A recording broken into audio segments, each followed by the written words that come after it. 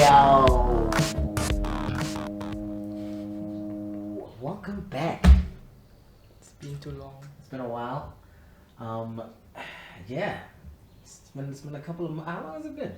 I think 6 months. That's 2 trimesters, son. People are showing. People are giving birth in 3 months. So yeah, we watched Joker, and it was great. This is V-Bits. If you didn't know. By the way, if you didn't know, we're back. We did a video, if you can cast your minds back 6 months ago, on the little game. What is it called? Game Boy type, but those Chinese knockoffs. What was the name? We'll never know. Go back to our other video. Someone will put it in. They'll just flash back to our other video. You'll see. So today we're going to talk about a few things. But we just come out of watching Joker the movie, and just a light review, really good. What did you think? I think it was brilliant. I think it was, like we said, spoke about after the movie, a very realistic take on the Joker. It took what I think Christopher Nolan did with The Dark Knight and just took it to 11, the portrayal. That's exactly. And I think, how do you say his name? Joaquin Phoenix? Joaquin Phoenix? Joaquin. I don't Joaquin know. Joaquin Phoenix. Phoenix, I think he did a very good job. I think he even, some might say, better than Heath Ledger. I would actually say Oh, damn. better than Heath Hot. Ledger's portrayal. Hot take. I need to go back and watch Dark Knight before I can make such, because I was a real fan. of Such Heath Ledger. controversial claims. Controversial, but yeah, he did a really good job, Joaquin Phoenix, and what surprised us about Heath Ledger and the Dark Knight film, and just the Christopher Nolan franchise, is that it was a more realistic take.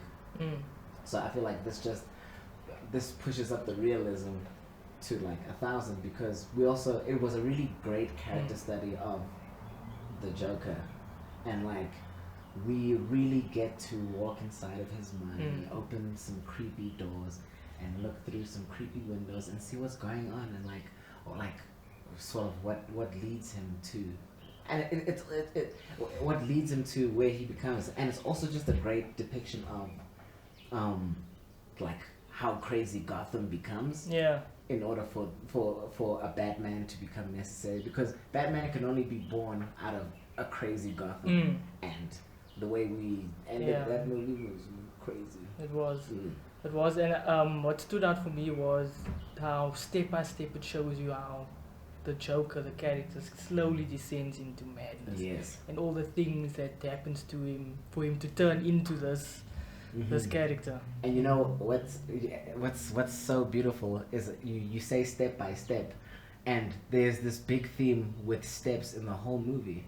So if you notice in the beginning, he's walking up the steps and he's always so tired. Yeah. And that for me represents like how hard it is for him to always be happy. And it's always an effort, and he's always trying. And then when he finally gets his mother's file, he's running down steps, and he's at rock bottom. And that's when after he reads that and realizes the truth, he really becomes who his true form. And then when he's finally the Joker, when he's finally the Joker, he's dancing down the steps. He's almost happy for this descent into madness, because he's descending down the steps at the same time. And I really loved that clever filmmaking, that these steps, how these steps represent so much in the film, and his psyche, and this descending into madness, him literally descending. It was really beautiful. Yeah. Another thing that stood out was when he finally becomes the Joker and he's on that talk show. He never has that episodes of the laughter that he can't control. He's actually in control of his emotions and his actions. And when he when he finally laughs for real is after he's shot the guy. Yeah. He laughs proper. He's having a genuine laugh. Yeah. That was so crazy. Oh, it was so shocking. Whew. What did you think of the portrayal of Thomas Wayne? Because in previous films, he's always shown as the stand-up guy, this brilliant philanthropist. I think I'm not mad at it. I think it's sort of more realistic, if that's a thing. If you think about, the Donald Trumps of this world. We're getting political. But if you just think about people that are That rich and that powerful. yeah, exactly. Yeah. People that are rich and that powerful, it's very hard not to get corrupted, or not even corrupted, not even that deep. Just it's very hard to not be a dick when you have that level of money, because that money and power. So it feels. And the thing is, it's not like he was overly a dick, but he wasn't like underly a dick. He was just like the right amount. So even when he was having that conversation with Arthur Fleck, with Arthur in the toilet, he wasn't like over, like he wasn't being too crazy. He wasn't being like overly a dick. He was, I think, like he was just a normal human being who would be rich and has become a little bit assholey. Yeah. So I'm about I think it was really good. What did you think? It took me by surprise because all the other portrayals were of Thomas Wayne, genius, philanthropist, not playboy, like Iron Man. So to see this version was a bit strange. But I guess, like you said, people with that kind of money and power, they're not always good. And another thing I want to ask you, Zazie Beetz' character, I forgot her name in the film. Did he imagine all of that? He did, because the fact that she was like, "Where's your mom?" But she was at the hospital. So no, she wasn't. She was at the hospital. So I think the only real encounter that he had with her was that first time in the elevator. I think everything else he was just imagining Everything else. Yeah. I really think that's the case. And the violence, because in the States, like I said before we went to go see the film, there's a whole lot of controversy about the portrayal of the violence, how the movie might portray the Joker as a sympathetic character, and it might inspire others to commit crimes of violence, like shown in the film. What do you think about that? Is it a nonsense story?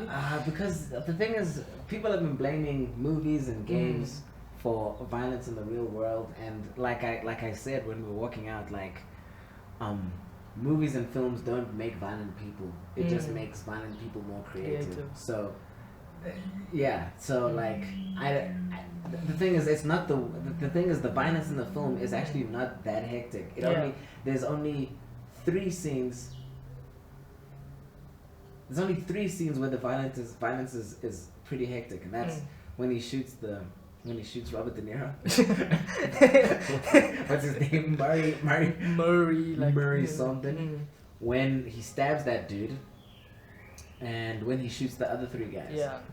And when he shoots the other 3 guys, that wasn't super violent. I think the most violent out of all 3 of them was the stabbing. So it was the stabbing, yeah. And I think there's films with a lot more violence in this film, and that doesn't get the attention that the Joker does for some reason. Yeah, I think it's just a popular film that's just getting. It's like when the Marshall Mathers LP dropped, because it's popular.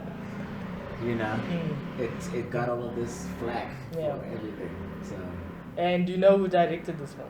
It was the guy who did Hangover. I don't even know his name. Todd Phillips, the Hangover films. Yeah, I was so surprised. I was like, "Is this gonna be a good movie?" And it is a really good movie. Yeah. Were you surprised by that?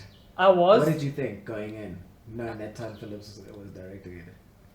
If I had to watch the film and not know Todd Phillips directed it, I would never have guessed that he did. So I think brilliant directing from him, because he normally specializes in comedy. I think his whole career has been in comedy films, and this is his first dramatic film, but I think brilliant directing. Boy, knocked it out the park. But I think he might have had help from Martin Scorsese, who's the producer. So I think that's where that comes in. And for some reason, I think I saw Bradley Cooper in the producer credits. I must just check. Yeah, I wasn't even paying attention. I was too enamored by that film. No, it was. I think, like you said, it's probably worth multiple watches. Because there's probably some stuff that we might have missed, some slight cues or Easter eggs or something. Yeah. We didn't stay behind to see if there's a post credit, so we'll wait for the internet to tell us. We'll check it out. Yeah. Sure. Yeah, okay. So, out of 8, but... Boy! Whoo! Oh, don't want controversial, but I think it's 8 out of 8 bits, bro. It is. It I'd is. agree with that. I'd agree. I think it's 8 out of 8 bits. I think it's one of the best comic book movies that we've ever seen. Which is saying something considering that there's no hero. It's not focusing on Batman. It's not. It's totally on the villain. I think it's the best villain, like, especially coming out of DC, it's the best. And the thing is, I remember in the beginning when Marvel was doing stuff and then DC was trying to be the serious boys, was trying to be like the serious guys, and then when Batman v Superman didn't do too well, then they tried to change their tone and try to be. So I think with this one, they were able to come back and to their roots. Come back to their roots, be the serious boys, and then do it well.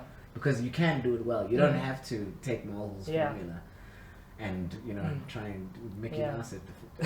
Like Marvel does what they do, and they do it very well. And I don't think it can be copied. Exactly. And I don't think DC should copy it. Exactly. I think the most Marvel film DC's made was Aquaman. And Shazam. Have you seen Shazam? Yeah, we saw it together. We saw it together, but Shazam, it's not Mickey Mouse, it's not Disney. I think it's a nice balance. But I think big ups to DC because they've been trying to copy Marvel's formula and it hasn't been working. So I think going back to this route of dark, gritty and real stories, I think this is like you said, if I walked into this film and you didn't tell me who directed it, I'd be like, yo, Christopher Nolan he's back. He's back in the game. He did it again. Yo, it was so good. Yeah, it was man good. Yeah, guys, so 8 out of 8 bits. Yeah. I think if you do watch it again. Because I think it's that type of movie. Yeah, V's gonna go watch it again. I'm definitely watching it again. With Pam, but Pam has hatred towards Batman for some reason. Yeah, she does. What's the reason behind that? She doesn't like him. I don't know. I don't know. I think it's the fact. I don't know. I think she just doesn't like his attitude. I think she doesn't like his constant brooding. I don't know what. Actually, I haven't asked her straight. She's just always been like, no, I don't like Batman. So in The Dark Knight, I'm guessing she was rooting for the Joker. She was rooting for the Joker, but we were all rooting secretly for the Joker. I was rooting for the Joker. I'd like to see what comes out of this because I think they changed the name. It's no longer the DC Extended Universe. It's like Dark. I think it's Worlds of DC, so that you can have stories that's not connected to a main universe. So this Joker film isn't connected to Batman v Superman, Justice League, Wonder Woman. So I think approaching it that way, I think it gives them a lot of options to make a whole bunch of different stories. That doesn't have to be connected. One-off stories, give us a great film. Don't make a 2-hour film that's a trailer for the next one that we need to watch. I think doing stuff like this is good. So I was, like I said to you when we were walking out, like I was saying, so do you think Robert Pattinson is this Bruce Wayne, the baby Bruce Wayne that we see in this film? Because he's playing a younger Bruce Wayne or Batman. So it could be very interesting if he was. I would love it if this is the beginning of that kind of story and Robert Pattinson is going to play an older version of the Bruce Wayne in this film. I think that would be great. And let's see. Yeah, that would be so dope. On that, what do you think of Robert Pattinson's casting as? The thing is, let me tell you, before Heath Ledger was Joker, I was like, why are we doing this? Heath Ledger's whack. He's in the romantic comedies. Don't waste my time with Heath Ledger. And then he blew us away. So I've been very hasty to judge people before I see their performances. Yeah, because even Christian Bale, I think at the time there was people that wasn't on board with an Englishman, first of all, because he's British, being cast as Bruce Wayne, but he knocked it out of the park. Yeah, exactly. And not to dig on Ben Affleck, but the bar isn't that high after his portrayal. Controversial. Yeah, guys. So go watch Joker. Multiple watches.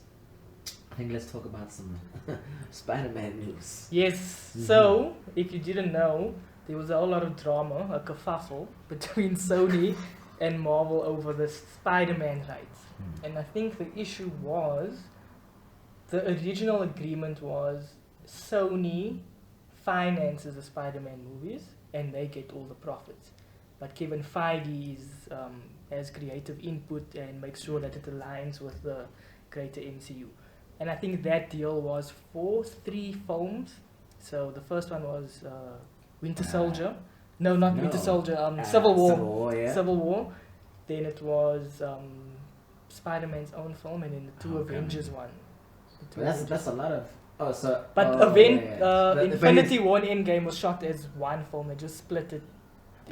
But doesn't his own films count as a Sony project? Not really. I don't know. I didn't write the contract. We'll have to You see. need to get on. But the there was a contract. limit on the amount of movies before the contract has to be looked at again. And I Yeah. think the last film was this. Endgame. No, what No, was it? Far Recent From Spider-Man. Home. Far From Home. Mm.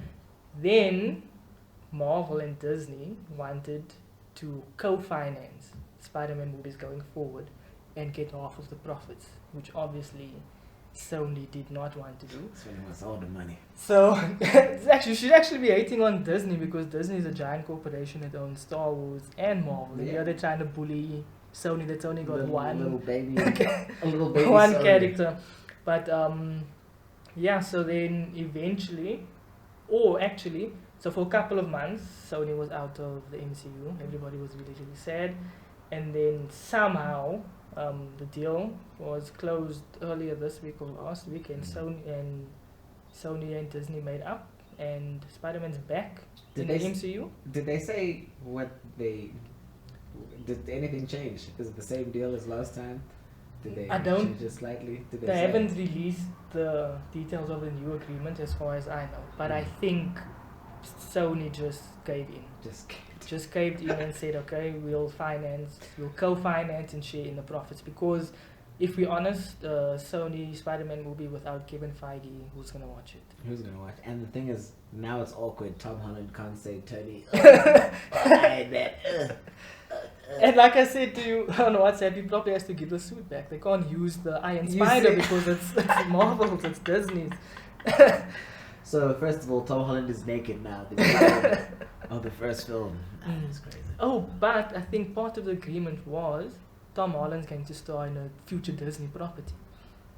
Oh, I think that's also how they got it right. okay. For some reason, yeah. Yeah, that's cool. Mm. Because I don't know. Mm. Spoilers for those who haven't seen Far From Home.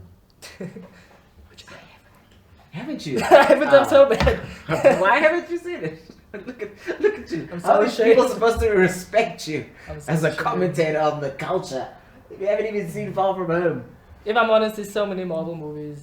I skip like a couple, and I've only been recently watching the Avenger ones only. Which ones have you skipped? All of them. The last one before the current Avengers films I watched was Thor Ragnarok. And what was between Thor Ragnarok and? I think there actually wasn't, so it's actually good. Leading up to Endgame, and then yeah, I skipped also Captain Marvel. I haven't watched that. Okay, yeah, no, that's But people told me I could skip it and Yeah. it wouldn't make, because she's hardly in. Yeah. It's a skippable in terms of Endgame. Endgame. It's fine. Yeah. Yeah, so I'm glad that deal is done. Mm. It would be very awkward, as we Mm. said. And another thing we did speak about before we went into the Joker, Kevin Feige. Joker. Yeah, not the Joker. It's just Joker. It's just Joker. It's just Joker. Star Wars or Disney has given Kevin Feige Yeah. the opportunity to produce a standalone Star Wars film. Yeah. What do you think of that? So if you guys don't know, V missed the Star Wars train because he watched it when he was too old. I was too old, man. So he's got no I don't have the the nostalgia. juices in me for Star Wars. Mm. Clint, on the other hand. It's a different story. The first film I ever watched in the movies, like I told V, was The Phantom Menace, Star Wars. So for me, Star Wars is everything. it's everything. Yeah, I'm super hyped. So how do you feel about it? Don't ask me. I'm actually excited Mm. to see what it does, but at the same time, I was excited for Rian Johnson's The Last Jedi because he did good episodes on Breaking Bad. He was a director on a couple of episodes, and he directed Looper. So I thought him coming into the universe would have given us something amazing, but as most people know, it didn't. The Last Jedi was average and mediocre, so I don't want to hype myself too much. But everything Kevin Feige touches is gold. is gold, so let's not doubt him. Yeah, you know, I think the theme for today is just like, you know, don't judge a director by its cover because what's his name? Todd Phillips. Todd Phillips was doing Hangover 1, 2, 3. Zach Galifianakis, funny things, and then he gave us like the Joker film of the century. And as we were talking about like Heath Ledger before we knew before he played Joker, we at least I was like, no, this is not gonna work. So whether Kevin Feige does a good job or not is I can only determine once I get to the film. But the thing is, I'm not a diehard Star Wars film. Yeah. I mean, Star Wars film. I'm not a diehard Star Wars fan. So you would be the proper judge. Maybe it's amazing to me because I don't get like I don't have the legacy of the past Star Wars films like dragging me, and I'm like, oh man, this is cool. But like you're like, oh no, they didn't do that. So I mean, I think we definitely. I'll come watch it with you. Yeah. Because we need to watch stuff together. Yeah. But and then yeah, I think that would be very interesting. I think we can watch Star Wars, then get my take on it, and then get your take on it as a non-fan, and then get your take on it as a diehard. So maybe you should watch The Last Jedi. Okay. As a lead up, because that's the most controversial Star Wars film. Yeah. So let's see what a non-fan has to say about it. But doesn't it have like a lot of Easter eggs that should be like, Not really. Not really. Okay, let's just see what you have to say about that. Cool. I can do that. Yeah. I'm about it. What else we need to talk about? Check your list. Let's see. Oh, we got Clay Lean behind the boards. I think one thing we can talk about is what have you been watching, or what content have you been consuming this week? What TV shows are you watching? Anything new? Any new movies? TV shows, Doc. I've just been on YouTube, man. I've been watching a lot of like health YouTube videos. That's what I've been doing this week. Being a grown up. But no. Ooh. Archer. Is it good? Season 5. Is it season 5? The latest season of Archer. I've been watching that. I've just been a fan of Archer for a long time, so I have a little bit of a bias. So I'm gonna say it's really good because it appeals to me in my comedy. So that's what I've been watching. I really want to watch Fleabag. I really want to watch documentary Didn't that now. sweep the Emmys last week? Exactly. So I want to watch that. I want to watch documentary now. I've even made like a little list on my phone. Those stuff I want to watch, but right now. Oh, and Big Mouth. Yes, which I need to watch. Which you need to fix your life about. I need to. Yeah, that's me. What about you? So while you've been adulting, I've been rewatching the original Pokemon TV show. Rewatching Pokemon. It's because Ash won recently. Not really. I just I think it was the game. I think it was when I downloaded Pokemon Go, and I was like, when did you did you re-download it or did you download it for the I first time? downloaded it when it first came out, and then I got bored of it for like 2 years. And then this year I thought, oh, let me just pop back in and see what's happening. And then it hooked me. Now you're a fiend. And now I've been rewatching Pokemon and The Office. Yeah. US. Yeah. Rewatching that. I wanna rewatch that. I wanna jump on that train too.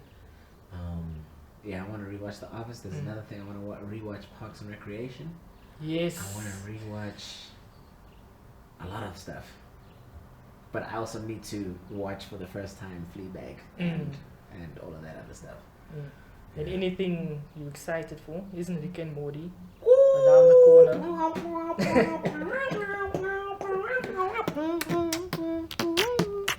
Yes, Rick and Morty drops on my birthday month, November. I'm a big fan of Rick and Morty. So yeah, I'm very excited about that. Obviously, that's my whole life. I wish I could just go into the studios, break into the vault, get all the film, and watch it at home before everyone else does. But yeah, I'm very excited about that. Is it gonna release like weekly episodes, or are we gonna get everything at once? I don't know. I don't know because I've always watched it on Netflix. But they've been releasing it even when it's on Netflix. They released it weekly. So that's what they've been doing so far. I don't know if they're gonna bless us with the whole season of one day. That would be crazy. So in Game of Thrones, the last season, did you not wait till the end to watch it all? No. Or did you watch week by week as it came out? So what me and Pam usually do, we do wait until all the episodes.